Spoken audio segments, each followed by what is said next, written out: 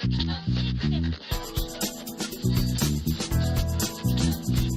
only thing we have to fear is fear itself. Fear itself. Fear itself.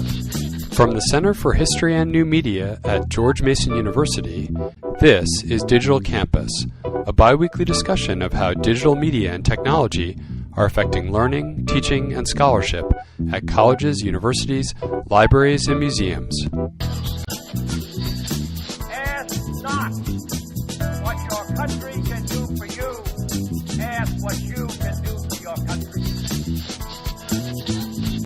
Fear itself.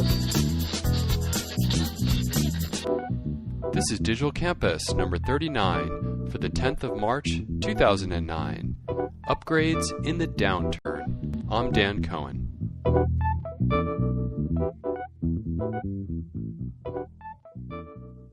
Welcome again to the Digital Campus podcast. Podcasting this week from, I guess, our economic hovel, from the economic apocalypse, the crater, out of which we are podcasting on the cheapest possible mics. And we're here, of course. I'm Dan Cohen, joined by our regulars, Tom Scheinfeld and Mills Kelly. Hi, guys. How are you doing? I'm doing okay. You know, I'm going to live on rice and beans for a little while, but doing okay. Good. You're not opening up your 401k plan? That vanished long ago. This is all we have left is this podcast, Tom and Mills, and our audience, which our beloved audience. Send us PayPal payments, please, soon. Yeah, any amount will be appreciated. Right. Well, welcome to the podcast, and we're going to jump right into our news roundup, where we start each and every podcast. A lot of interesting tech stories, and we will talk about the economic apocalypse in the feature story later on, but a number of these stories that I think caught our eye over the last couple of weeks sort of relate to it in terms of cost-saving measures that a university might use and new technology and the way it might play into cash-starved campuses over the next 5 years. Before we start, though, hey, Mills, did you know that Tom and I, as of tomorrow, we're recording this on Friday, March 6th, as of March 7th, Dan Cohen, yours truly, and Tom Scheinfeld will no longer be members of the Facebook Nation. We've left Facebook. Have you really? Yeah. We'll have to talk about it more in the future. Taking too much time away from Twitter, was it? It was costing too much, actually. The monthly fee we were paying to Facebook just ended up being too much. So, yeah. We had to scale back. No, we'll have to discuss it on a future Facebook, but we participated in a rogue action really enabled by Twitter called Forget Facebook Friday, where a bunch of people just dumped Facebook for Twitter. So we'll have to catch you over there. Let's dive in. We'll talk about Facebook on a future podcast. But since the economic news is so dire, we'll stick with that for today. First of all, a lot of interesting movements. We talked about the Kindle 2 on the last podcast, and now over the past couple of weeks, they've released the Kindle app for the iPhone. We were talking about the iPhone as a potential competitor. Does this just make the ebooks platform that much more ubiquitous and more palatable for the student body? Mills, what do you think about that?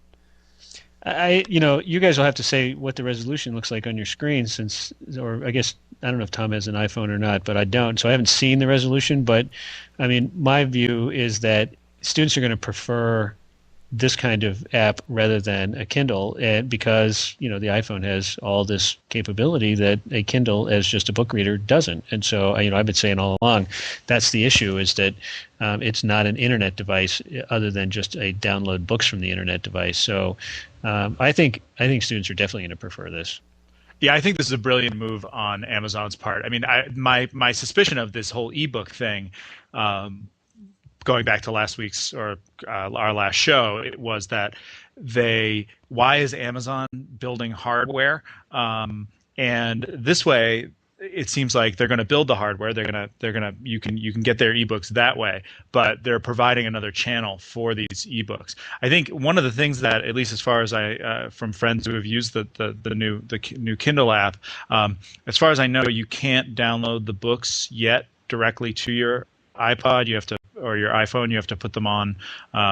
When you sync up your iPhone. But once they build that in, and I don't know, maybe Apple won't let them, but if they could build that in, then I think they've sort of got the entire landscape covered, and then I think they really could end up being kind of a monopoly with ebooks. I'm not sure about the entire landscape though for campuses in terms of at least this iPhone piece of it, and I do think that obviously the iPhone or really the iPod Touch are going to be way more popular than this dedicated Kindle device, at least among students. But it doesn't seem like you can send PDFs to your iPhone. Well, I guess you can right now, but they don't display that well. And I guess one of the advantages of the Kindle is you can send it a Word document or a PDF. You can email it to yourself or download it over USB. And it seems to me that for course reading, not only do you want the books, but you want that capability, don't you? I mean, isn't that a huge gap if you have a device like an iPhone or an iPod Touch or any other mobile device, if you want to have a dedicated reading device? I mean, reading a PDF on something as small as the iPhone just doesn't work. Yeah, it is. That is true, and I think actually that's where things like netbooks come in, and I think I think that we're going to see a lot of kind of churn in this ebook space as kind of the right device for the right use shakes out. I think, and I think it may be that we end up with multiple devices for multiple uses. That textbooks are better on let's say the dedicated device, and newspapers and magazines and other things are better on the iPhone. I think we'll see. I think that I was just going to say I think that's absolutely right, and I think Tom's earlier point is kind of the crucial one, and that is that Amazon can't be in a position of restricting the possible sales of content to these other kinds of devices. I think they're in business to make money, and the publishers are in business to make money, and so they can't say, oh well, the only way to distribute this is on our dedicated device. Right. What I don't get is the other thing, interesting thing ebook wise, it's happening on the iPhone is that people are creating ebooks just as apps and selling it through the App Store. And in fact, there was a piece on the O'Reilly Radar that these kinds of ebook iPhone applications are actually the fastest growing segment of the iPhone App Store. So, and in that way, you can think about it as if you're an author and you put a book up there, or you're a publisher and you put a book up there, you're getting 70% of the App Store price. Now, of course, that price might be pretty low, but you're not splitting it with Amazon, and you're kind of more in control of your content, aren't you? Well, maybe you're not. You're in Steve Jobs' world rather than Jeff Bezos' world. But it seems like that's another kind of alternative distribution stream is just the App Store itself. Yeah, it just seems I think in the end we're going to see one of the problems with these things is going to be discoverability. That where is it easier for people to find your content? Is it going to be easier for them to find it through the iTunes or the iTunes Music Store interface, the App Store interface, or is it going to be easier to find it via Amazon? Seems to me that Amazon is really good at connecting people to the books they want to read, and so that might favor Amazon. On the other hand, you're right. It's like why the intermediary? Why not just get it directly from the App Store if you're already there, in the way that you get music from the iTunes Store. So I think maybe we're going to end up seeing some kind of a head-to-head contest between Amazon and iTunes, and maybe a three-way contest with Google jumping into the mix too. Right. Well, another, speaking of iPhone apps, another story that we saw over the past couple of weeks was Duke University becomes yet another university. Actually, it's not the first, but it got a lot of press to unveil an application suite for the iPhone. Really a comprehensive, and of course this works on an iPod Touch as well, a whole suite that lets you know what's going on campus, includes a campus map. I think there's some location-based services. There's the whole university course catalog. So I got to believe that there's going to be a lot of universities with this come fall 2009. I think definitely. I mean, even just the campus map would be hugely useful. I mean, it's the kind of thing that it may be as useful to to visitors as it is to students. I can imagine if you're on a college tour with your high school junior, having a set of these apps that you could download and have campus maps for all the different places you're headed would be really, really useful. I also noticed that they're Duke, I think, unlike Stanford, who's done it before, are going to build this out to be used interoperable with Blackberries as well, or at least the new multi-touch Blackberry, and hopefully for me the Android phone. Yeah, and I think you can imagine right away just on the campus map piece. Then from the standpoint of visitors coming to the campus, when you're in a particular location, touching on the image of a building and then seeing what the lab looks like inside, or watching 5 minutes of a lecture in one of the lecture halls inside, just that alone, I think, would be a great marketing tool for universities. So I think they'll definitely jump on that. I think admissions offices will jump on that as a possible application. Yeah, I got to believe it's great marketing to have like that little D, or the big D in the for the Duke logo sitting in the App Store. It looks contemporary. Yeah. It looks future. I just don't know about the one thing that I wonder about this, and I think you're right that like we're going to see a lot of this in fall of 2009. But one thing I don't quite understand is like it seems like are like all 3,500 colleges and universities in America going to build their own app, and we're going to have in the App Store. There's going to be 3,500 different universities with their own. And they're all like essentially doing the same thing and recreating the wheel. It seems like somebody should be building some kind of a platform for doing this, rather than each university building its own specific iPhone app that basically does the same thing. Right. Well, it seems like these Stanford students who created a mobile application suite for Stanford in the fall. I can't remember if it was part of that course at Stanford on creating iPhone apps, but they created I think a company called Terribly Clever Design to make Duke Mobile and the Stanford thing. It seems like they just would have a template that you could.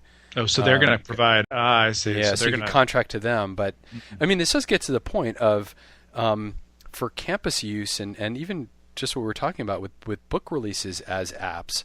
Doesn't the App Store get so cluttered with what will eventually be thousands or hundreds of thousands of books and thousands of university applications, and it still makes you yearn for the more open platform of Android, where you could just go to, in our case, let's say gmu.edu, and just download the app straight from there rather than fishing around for it at the Apple App Store. Kind of doesn't make sense as a long-term discoverability model. Yeah, I think we're really going to run into that with the App Store, and it's this closed model, and I think that's one of the problems with it.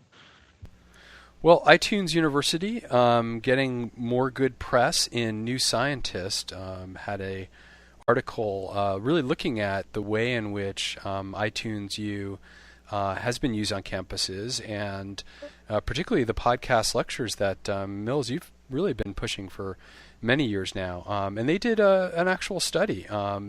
It seemed like an actual scientific study, according to the New Scientist, a randomized study where half of a class got a downloaded podcast and half did not, and in other words, they attended the class in person. Can you believe it? And looked at this, and they really thought that the students who downloaded the podcast, ended up getting better test scores than those who attended the physical lecture. Mills, confirmed? Are you finally verified scientifically what you've been saying for years? God, it's so nice to have an "I told you so" moment. I get so few, right. But this is. First of all, it shows that lecturing is not a very good form of teaching. If being in the physical presence of the lecturer is actually worse for you than having a recording of the lecturer in terms of your performance on exams, then what does that tell us about lecturing? And so, there's still. I would love for our listeners somebody to please send me an article they could find somewhere that demonstrates in a scientific way that lecturing is actually an effective form of teaching. But because I've been looking for such an article for years and haven't found one, but maybe it's out there. But what it does show is that if the delivery model, if the information delivery model is just a push model, then somebody standing up on a stage and pushing information at students, then it's actually better to record it and have it on on a podcast, because as this article shows, the study in the article shows, the parts they didn't get, they can immediately back up and watch it again, listen to it again, and replay it several times until they get it. And so their performance on exams was much better. I saw somebody give a presentation along these lines about 3 years ago at a conference. He was an engineering professor from somewhere in New Zealand, and they did a similar kind of test where they had, the same class taught by the same person. One version of the class was podcast and the other version of the class was not. Civil Engineering 101 or whatever it was. And the students in the podcasted version of the class did substantially better on their exams than the students in the non-podcasted version. But the thing that was really interesting about his presentation was that they looked at the download statistics on the podcasts, and what they found was that the vast majority, I don't know, it was like 70%, something like that, of the podcasts were downloaded within, say, 72 hours of the exam.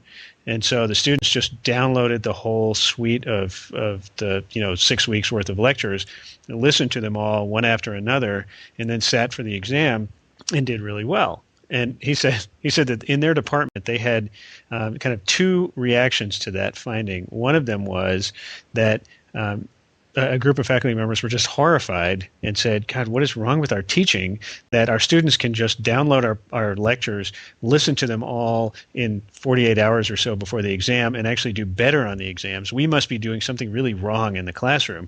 The other half of the department said, wow, this is fabulous. I can just go into a studio, record all my lectures for the entire semester in, say, a day, 2 days, and then I've done my teaching for the whole semester. I'm done. I can go do my research. And so he said it led to this. You could work a few days a year. This is genius. That's right. Yes, that's right. So it's this new scientist story seems to indicate that group was right. Well, and you don't just have to do it. It's not just a couple of days a year. It's a couple of days in your career, right? So you could, because you just record the lectures for, you teach let's say a suite of over the course of your career, 10 or 12 different classes. You could just do them all in a span of a couple of weeks and just be done with it. Okay, Tom, I have to stop you there. I don't want you to ever say that out loud again, because there's somebody listening to our podcast right now who is in the business side of the university, and teaching is work made for hire. And so his university is going to say, oh, wow, we just get them to record all of their lectures once, and then we can dispense with the faculty member because we've got all of his lectures, and the students will do just fine. Well, right. See, I mean, that's what I was sort of getting at, is like if you take this argument to its logical extreme, what do you end up with? I mean, you end up with those recorded lectures that you can, buy in the backs of magazines and stuff.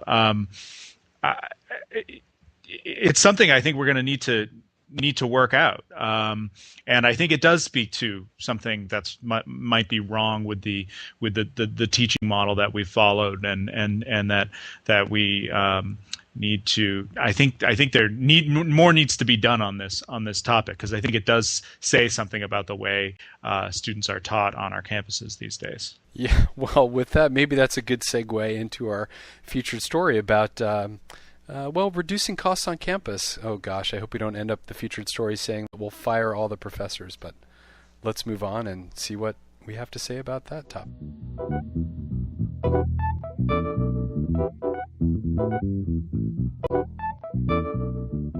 Well, as we all unfortunately know by this point, the Dow is way, way down 60% as we speak from its all-time high.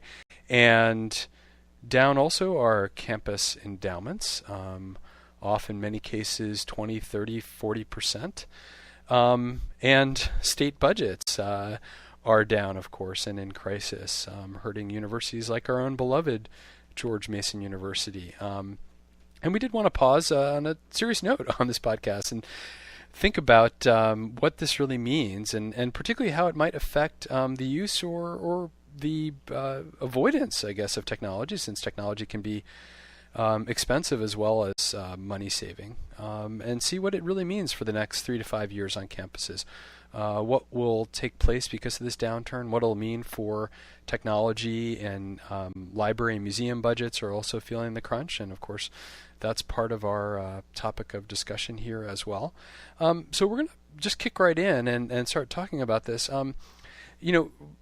Starting with where we left off in the news roundup, I guess the question is, are there ways that technology can really save money by, let's say, making better use of iTunes U and reducing the need for expensive physical plant like classrooms? Mills, I mean, we were sort of joshing about this, but is one potential outcome, let's say, the use of kind of more canned teaching, a kind of invasion of distance education into the mainstream of education practice? And after all, it is really expensive to have people show up on campus with, I was going to say expensive professors. We're not that expensive, but we're more expensive than a podcast.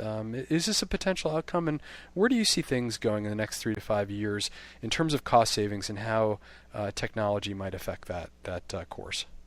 Well, first of all, I hope 5 years from now I can be classified as an expensive professor, but it's one of my career goals. I want to be expensive. But, right. Here's a specific example of how the iTunes U stuff we were talking about in the news roundup can really make a difference. As George Mason began slashing its budgets back in the fall in response to the state's economic crisis. Of course, for us, we have virtually no endowment, so we weren't affected by the stock market plunge in that way. It's just the state has no money, so we had to start slashing our budgets. And so for this coming fall, every department in our college and the university had to make do with less money and increase the class sizes on average by 6%. So some classes didn't increase at all, and others increased by 15%, but we had to average a 6% increase. The problem is you bump up against a physical limit. A lot of our classrooms on campus only seat 45. So and if the class already enrolls 45, you can't add another 7 or 8 students into that class to get that 6% increase. And so some kind of hybrid model where the class could either be taken physically or virtually makes it possible to take a popular course and then have lots of students take advantage of that course. So, for instance, we have one person who teaches in our Western Civ freshman course who his waiting list, he's so popular that his waiting list consistently have 100 150 students on them for 50 student classes, and so students just line up to try to get into his classes. Well, if his lectures were all podcast, then he could be in the classroom for those 50 students, and the other 100 or 150, instead of sitting on a waiting list, could just download the podcast, and they could all be registered for the course, and they could all be paying tuition, and it would save the university a tremendous amount of money. So I think we're going to see universities, especially because space is finite on our campuses, really grapple with this and see, are there ways that we can construct hybrid course models that blend traditional teaching methods with technology-enhanced teaching, and if only to save money. But this story that we talked about in the news roundup seems to indicate that there might be a pedagogical value also. But Mills, I mean, I'm sure our audience is wondering about this. I mean, isn't the potential outcome a kind of smaller group of professors or tenure track professors just teaching more people? I mean, isn't this a kind of way to effectively get cheap labor to and some would say sort of cheapen the classroom experience? What would you say to those people who are just saying, well, okay, now Mills can teach 1,000 people a year rather than 100 people a year? Yeah, the labor issue is definitely one to be considered. For me, I'm a lot less interested in the labor issue and a lot more interested in the learning issue. What I want to see is the learning outcomes from any particular kind of teaching. So, a small class with a world-renowned researcher, where the world-renowned researcher stands in front of the students and reads his lecture notes that he's been giving for the last 15 years, that class might as well have nobody in it, because there's probably very little actual learning going on in that room. Where it's possible that some kind of virtual class or mixed virtual and analog class, a tremendous amount of learning is occurring. So I think the real question is not who or how many students are in the classroom, but what kind of learning is actually happening. As I was joking in the news roundup about the iTunes U courses showing more learning in whatever class that was. I'm kind of on the side of there was something wrong with the way that class was being taught, and that's why just listening to a podcast would cause students to do better on an exam. So I think the real question is, how are we teaching, and how are the students learning, and then what's the optimal model to and the model is different in every discipline to try to maximize learning, because that's the point, is maximizing learning. Universities have to at least break even, but the real point is maximizing learning. Tom, what are your thoughts? How do you think there are ways that universities and libraries and museums can take advantage of technology to reduce costs, even if it perhaps requires some investment in cyber infrastructure or technical equipment upfront? Well, I mean, I think we have talked about sort of outsourcing some of the infrastructure, some of the email and services, licensing agreements that they have, moving to open source software, moving to web services instead of desktop applications and those kinds of things. So I think there's an opportunity there. I think, like, from my particular position in the university, managing a largely grant funded institution, I'm sort of interested to see where the financial crunch, how it affects grant making and grant getting. I know, like, I think we are all excited to see that the funding for in the president's budget that he sent up to the Hill, funding for NEH and NEA and NSF and NHPRC and all of the funding agencies that we go to, all the federal agencies that we go to for money. Those budgets have all been increased modestly in the president's budget, which is a good thing, and I think we're all very pleased with that. But I do think that in this economic downturn, we're going to be seeing a lot more competition for that money. And I think, and maybe this is wishful thinking on my part, but I do think that digital projects that can show a lot of bang for the buck, where they're reaching large audiences, where they're doing truly innovative work, are going to be better positioned to get that money in this new competitive environment than maybe more traditional projects. That may or may not be a good thing, depending on whether you're a tech enthusiast or not. But I do think that's one opportunity. But I think we're going to see a lot more competition for these grants in the next year or two. Yeah, and it seems to me, flowing out of that on the beyond the research side of things and the grant side of things, on the undergraduate side of things, we're starting up an undergrad course in digital history next year. And I think all three of us, and probably a lot of our audience, read the article either online or in the physical newspaper in the New York Times about the humanities sort of justifying themselves and their worth during this economic downturn, that there are fewer history majors and humanities majors than there were 30 years ago, a lot fewer. And, there's a sort of feeling, I guess, among some that the humanities have to justify themselves. Now, of course, that we won't get into the argument about whether that's valid. Obviously the abstractions of humanities and learning about human nature and culture and worth sort of has its own value beyond money. But it does seem to me that having a technology angle to something like a history major or a art major, let's say in digital, who understands how to use Photoshop extremely well, or any other major that sort of takes advantage of digital technology, it at least gives those undergraduates another possible outlet for employment after graduation. If they don't end up getting a job in history per se, they have some technical skills that would transfer well into the current job market. As bad as it is, it's probably better to have some technical experience as part of that undergrad degree.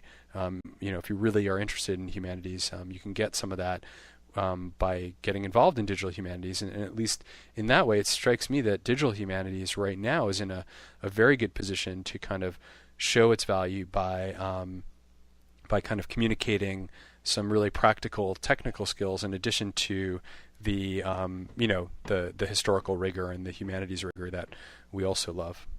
I think that's absolutely right. There was another article in the New York Times a couple of weeks ago, probably now, that saying that one of the few sectors of the job market that's growing is digital archivists, in fact, and that there's jobs in digital imaging and digital archiving, not just at institutions, libraries and museums and archives, but in industry, in business. Those kinds of skills are things that we really can teach. We know about those things, and those are transferable skills. So I hope that's something we're going to see too. We're seeing it at George Mason, and I think we'll probably start seeing more and more of it elsewhere. The other thing is just what we've been talking about in the podcast now for the last couple of years is that there are all of these, free services like Google Docs or, free email or, all these other ways that technology is now essentially free. I mean, it's not entirely free because the university has to, if they go with, say Gmail, they still have to have a few people on campus who are the Gmail support people for all of those faculty members who can't figure out how to manage their mailboxes. But by and large, it's going to be a lot cheaper than any sort of enterprise application that the universities are using. And so I think we're going to see a lot of pressure on the purchasing side of the university when it comes to rethinking those contractual relationships with various enterprise applications. I think we're just going to, I think the stuff we've been talking about for the last couple of years is going to really accelerate in the next year because the money's just not there. Mills, this was I have to give kudos to you for your prediction for 2009 was in fact free. That free was going to take over, and I think you in part said that we were already in the downturn, but in part you just saw it as a general trend on the web toward free applications, and Chris Anderson, the editor of Wired, is coming out with a book called Free, and all about free things and how they're kind of taking over our economy in a digital age. But now it's even kind of more pressing, isn't it? I mean, these transitions to things like outsourcing to, let's say, Gmail or Hotmail or some of these big kind of technical infrastructure aspects that have been at universities for literally 2 decades. I mean, email service, for instance, which was always hosted in-house. Obviously there'll still be some problems with, local laws and privacy laws in terms of the things that universities have to do to keep track of their own electronic records. But for a lot of things, they can get outsourced, right? And you're not going to end up wanting to pay $1 million a year to Microsoft or Oracle for licenses when you can get, pretty much the equivalent for free. That's going to be a really compelling sale, I guess, if you can call it that at this point. Yeah, and going back to what we were saying a minute ago on podcasting, you can. So I've been podcasting one of my undergraduate classes the last 2 times I've taught it now, and so if you're a George Mason student, you can access those podcasts through our iTunes U site, or if you're not a George Mason student, you can just access them through iTunes because I put them in both places, and so you can listen to my lectures for free by accessing them through iTunes, or you can also, if you're a George Mason student, you can listen to them for free, but you can't get credit for my class unless you pay tuition. And so that's one of the examples of how the free economy is going to start shaping what higher education does. I think is that an awful lot of people are going to start, especially we work for the state of Virginia, and so I'm a public employee, and so I ought to be making my stuff free to the public. They can't get credit unless they pay for the credit, but they should have access to whatever it is that I have to say about a subject because they're paying my salary. And I think we may see at a place like George Mason, maybe not in the state of Virginia, but state governments looking at all kinds of ways to cut their budgets. They may be. I wouldn't be surprised to see some state governments, as we've seen some other national governments from around the world, move to favor open source software as they move forward with purchasing. I saw that the UK government just, I guess, last week changed its stance towards open source software. It used to have kind of a neutral stance that, you could go either way. Now they've got now the stance is that they favor where all things considered, the open source software does the job as well. They are mandating the use of open source software in government agencies. That's going to trickle down to universities, which which most of which in the UK are government entities, and I think that's going to happen with state governments in the states, where we see them some starting to move to open source software just as a place for cost savings, and so we may see that trickle down to our campuses as well. And cloud computing as well seems to get a huge advantage here because so many cloud services are also free, right? I mean, Tom, you just got a netbook recently. I mean, this seems like a boon for netbooks. It's in the same way that the one retail store that's doing incredibly well right now is Walmart in the United States. Its sales are actually up because people are looking for the least expensive option for their basics, and they're keeping it to the basics. And it seems like the netbook phenomenon is sort of perfectly matched for an economic apocalypse, isn't it? I mean, especially once you move over to, let's say, a Gmail or some other kind of cloud provider or Google Docs or Zoho Office, you just need a cheap laptop or machine that just has access to the web. You don't need a lot of RAM or storage or a really fast video card. Everything just lives on the cloud. Yeah, I have over the course of the past few years, sometimes intentionally, sometimes unintentionally, ended up migrating most of my data over to web services. And I got this netbook, and really, I frankly don't see any reason to have almost any reason to have my expensive laptop anymore. I mean, this thing, which was $300 or so, does everything I needed to do. All my data is there. It doesn't have a ton of local storage, but I don't need a ton of local storage. It has a VGA port. It has USB ports. I can put an external monitor on it. I can put a keyboard and a mouse on it. It has Bluetooth, that's pretty much all I need. Now, if I want to do some heavy-duty video editing or something, this is not the box to do that on. But for 95% of my computing needs, this netbook is fine. And I think we're going to see a lot of that. I think it's really going to hurt, and I think computer manufacturers are already seeing this. That why would you buy the $1,500 or the $2,500 laptop if you could buy the $300 laptop and it does everything or almost everything you need it to do, and everything the other box does? And I think that's the reason why we haven't seen one from Apple. Is why would any business want to cut their profit margins by half or more? By putting out a new device that's so much cheaper. So I think we will see more netbooks on campus in this downturn.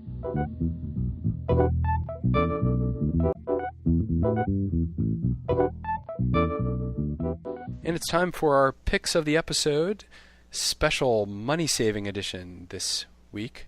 Apropos to our featured story, we've selected applications, links, other things we've seen that can reduce your costs and give you some value at the same time. Tom, what do you have for us this episode? I've got something from Google called TipJar. It uses their moderator web service, which is a web service to help you organize group discussions and conference discussions and other things. But they've used that technology to build something called TipJar. We'll post the link in the show notes. It's a little bit of a ponderous link, but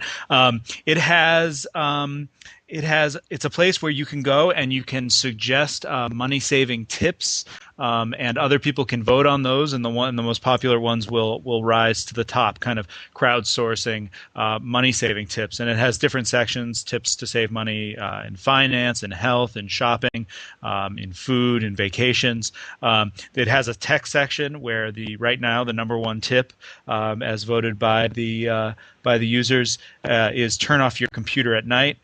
Other tips that they have are call your cable company to cancel your service, and they'll generally, if you do that, offer you a discount. So if you want to go find a bunch of money-saving tips, TipJar is one place to look. Great, Google TipJar, and of course we'll link to this from digitalcampus.tv. Mills, how about you? What did you find online this week?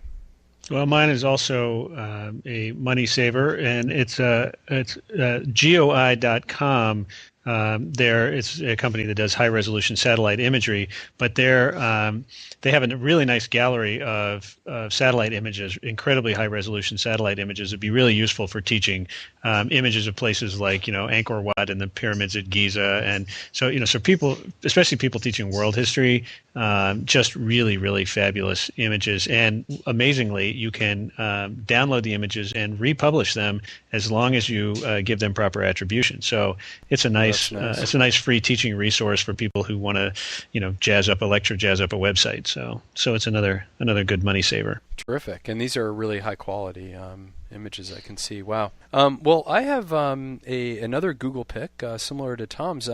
Actually, a whole suite, and it's the Google Apps for Your Domain. It's a little bit of a prosaic name for it, but if you do have your own domain, and I've had dancohen.org for over, I guess, around a decade now.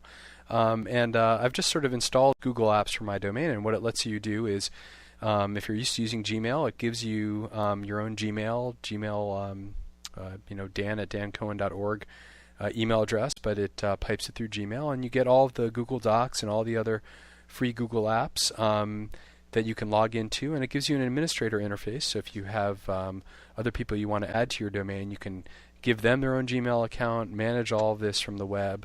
It's really nice basic suite. I guess the only drawback is that you can't get certain things that I'm used to from the consumer account. So, Tom, I think you noticed this as well. For some reason, they don't have the newsreader, Google Reader, which is what I use to read blogs. For some reason, that's not part of Google Apps for Your Domain. I think it's because it's really more oriented toward businesses. So, but one thing they that focus is on things like calendars. Yeah, go ahead, Tom. Right, but I was surprised. So Reader is kind of more of a consumer product, but there are other things that aren't built into it. Analytics, which you think that businesses would be really interested in, and Google Groups, which is something that I would think businesses would be interested in too. It's just that they haven't rolled them into the service yet. I suppose I should say they do, because this is really, I think, again, oriented toward businesses. And indeed, there's a paid version that's really only $50 a year, but that guarantees you uptime and things like that. I think because of that, it seems to me they're hinting that they don't want to roll anything into Google Apps for Your Domain unless it's really rock solid, and that it's very business oriented and can be trusted. And so they tend not to do some of the fancier parts of, for instance, Gmail. You can't quite get. You do get Gmail Labs, but you can't skin Gmail as much as you can in the consumer apps.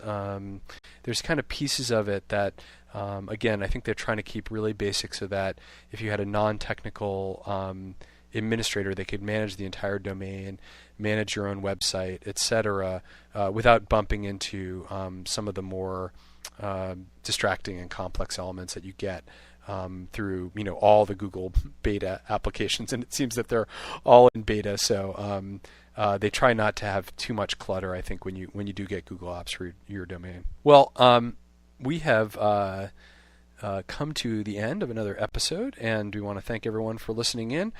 We hope you're doing okay and that your savings are still there. And we are a free podcast, so do tune in again next time for the great cost of $0.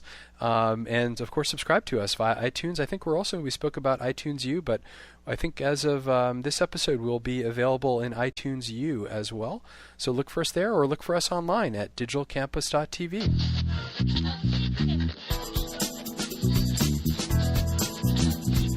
The only thing we have to fear is fear itself.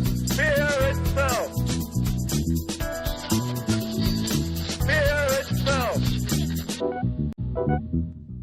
Please visit us online at digitalcampus.tv, where you can join in the discussion and let us know about stories and issues you would like us to cover on future episodes. Mike O'Malley wrote our theme music. Ask not what your country can do for you.